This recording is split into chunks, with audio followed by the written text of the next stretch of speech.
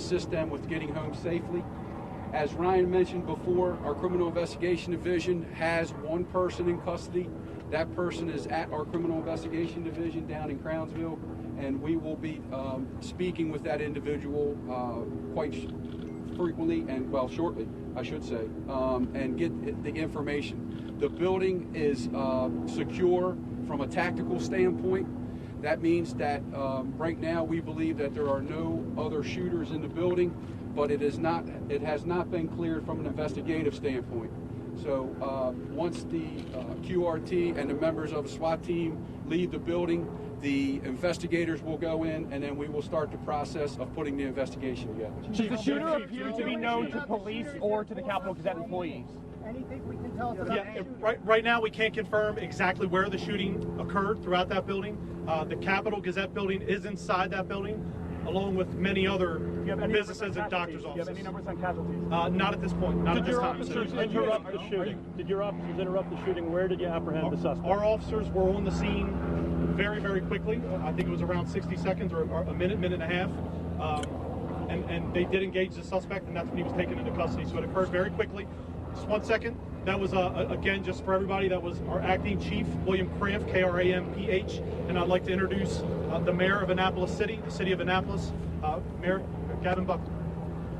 How you doing? The city sends its love and thoughts for all the families that have been affected by this horrible event. I want to commend our first responders for getting onto the scene as quickly as they did, and if they were not there as quickly as they did, it could have been a lot worse. So I just have to say it was a great joint effort by everybody. This is what we trained for. A week ago we practiced an active shooter training thing. We did not expect something like this to happen in our community, but we were ready, and I don't think we could have put any more resources. If you look behind you at what's been done here, it's a tremendous response. How many people have been killed? We can't confirm that yet, so I have to sort of leave that with the county on there, so I'll hand it back to you. Scott, I didn't hear the question. We're just concerned.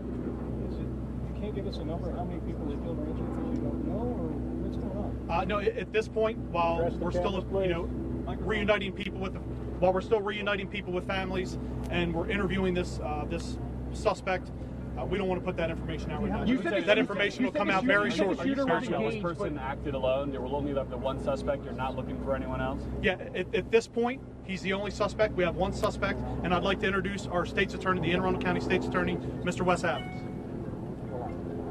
Good afternoon, everybody. My office is on scene to assist with the fantastic response by our law enforcement officials. As everybody knows, this is an active investigation. We will work in conjunction with the detectives and the police officers who are handling the scene to ensure that we have everything collected correctly, so we can then sift through and process the evidence as necessary. Unfortunately, that's the only comment that my office can make at this time, but we are on scene assisting with all other law enforcement agencies. Governor Hogan, you guys have any type of motive right now? The investigation is still active and ongoing, so my office in particular, prosecutors cannot comment in any way on the nature of the evidence. What type of weapon was used? Turn that back over to Lieutenant Fraser. Lieutenant, what type of weapon was used? Yeah, at this point, while we can't identify the exact weapon that was used, we anticipate having another briefing very shortly to try to get that information out. So at this point, with it being a very active investigation, we need to reconnect with our detectives that are interviewing the suspect, make sure that we have that accurate information that we can give out to everybody. So we anticipate another update here very shortly. So, Governor, at this point, we're still talking to the individual, we're engaging the individual, and we're trying to find out the motive, all those things that comes along with these investigations. So it takes a long time. Bombs in the building? Governor Hogan, not so very long ago, we gathered similarly in southern Maryland.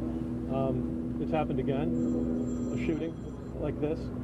What are your thoughts? What's in your heart this afternoon as the leader of our state to be dealing with this? Well, the first thing, your heart goes out to all the people that lost their lives and all of their families and all the other people that are affected here. It's just a tragic situation. They're two entirely different situations, but in both cases, in southern Maryland, we had a school resource officer that acted immediately and saved lives, and here in 60 seconds, we had the police respond. So while both situations are tragic, our response to it has been incredible, and I want to praise the local officials who responded so well and perhaps saved other people's lives by getting there while the thing was taking place and apprehending the suspect, and he's in custody. I know it's frustrating because it's not that they don't have information, they just can't share the information. I think we know about the number of fatalities, they know the weapon, but this thing is still actively going on, and it can hinder the investigation by releasing information too soon. So I believe that when they have the next briefing, hopefully they'll be able to provide you with more information. Governor Hogan, do you think that this has anything to do with the recent elections? No, I don't think it has anything. Was the shooter injured? Yeah. I don't have that information, and I don't have that information, but that'll be two things that I'll check on and make sure that we have that for the next Was briefing. there an exchange of gunfire with the police? We're still trying to determine the suspect. Was there an exchange of gunfire with police between the suspect and police? That'll be more information that I give out in our next briefing. Can you confirm that he used the shotgun in the shooting? Can you confirm that he used the shotgun? I cannot confirm what type of weapon was used in the shooting. So again, we have several questions that we know we need answers for the next briefing. So we anticipate having a briefing within another hour, and we'll make sure that we give that information then. At this time, that's all the information we have. We appreciate your cooperative with police. Is he We have one more bit of information, and this is the last bit of information that we'll give to you until the next briefing.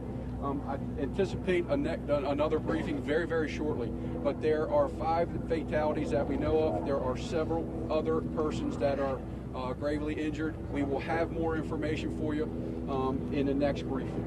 Thank you. Thank you, guys. We'll be with you shortly. Governor Hogan, can you ask you a couple questions? No, right now.